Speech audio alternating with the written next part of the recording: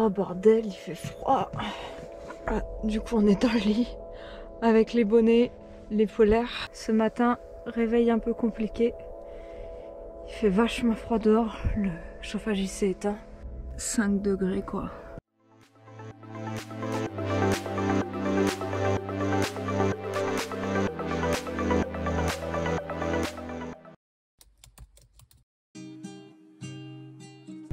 Salut.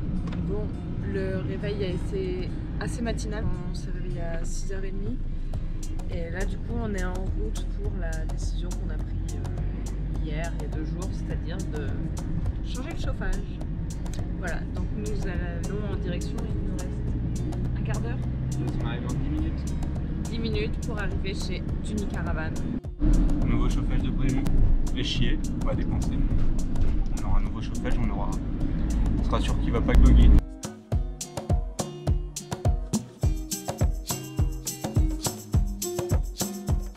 Là on vient d'arriver au garage, ils sont en train de regarder si les dimensions du nouveau Truma passent, puisque l'ancien Truma est plus petit. Pour l'instant on croise les doigts. Et ensuite on parlera un peu plus de prix.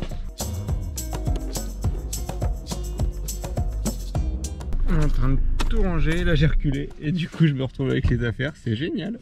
Salut à tous, moi c'est Julien et pour celles et ceux qui découvrent ma chaîne, n'oubliez pas de vous abonner. Ça fait maintenant 8 mois que je voyage en van avec Amélie et notre chat Néa que nous avons adopté en Grèce. Le but de ce voyage est de faire un tour d'Europe du sud vers le nord. Aujourd'hui nous rencontrons un problème de taille, notre chauffage fonctionne bizarrement et va même jusqu'à se couper la nuit. Sachant que nous sommes de plus en plus confrontés à des températures négatives et que nous remontons vers les pays du nord, cela pose vraiment problème. Nous avons donc décidé de changer. Alors oui, c'est de l'argent, mais on n'a pas vraiment le choix. C'est la première génération de chauffage Truma. Pour faire court, il y a plusieurs pannes possibles et pas de code erreur, ce qui veut dire que l'on ne sait pas où chercher. Et même si on voulait changer la pièce, il y a très peu de pièces disponibles en stock.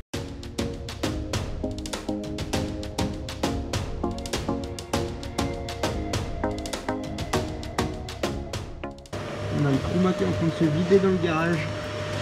Du coup on vient de mettre des bacs en dessous, histoire de récupérer un peu l'eau.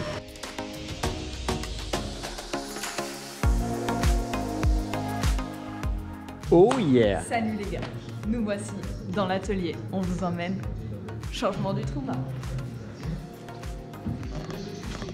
Ce qui s'est passé, c'est que les gars ont retiré le chauffage, ont retiré le Truma. Ils ont retiré, débranché toutes les durites qui sont là. Ça, je crois que c'est la durite d'évacuation. Donc voilà, ils ont tout retiré. Et là, le truc, c'est que c'est pas du tout la même taille de Truma. Donc il va falloir faire rentrer ce nouveau Truma là-dedans.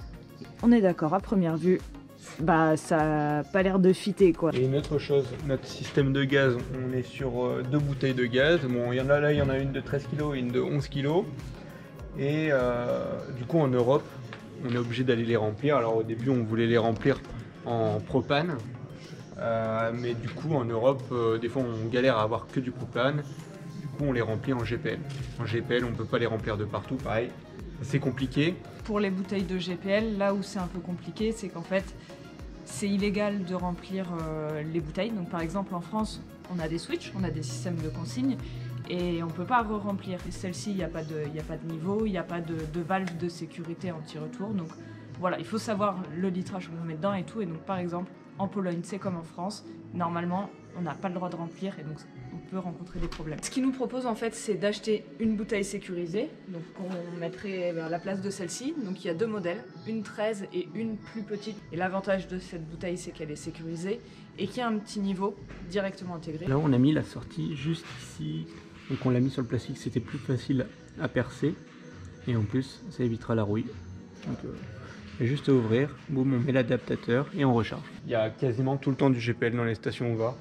C'est juste plus pratique pour nous, puisqu'en plus notre système, du coup on est sur un chauffage au gaz. On a également les plaques au gaz et on a le frigo qui est au gaz.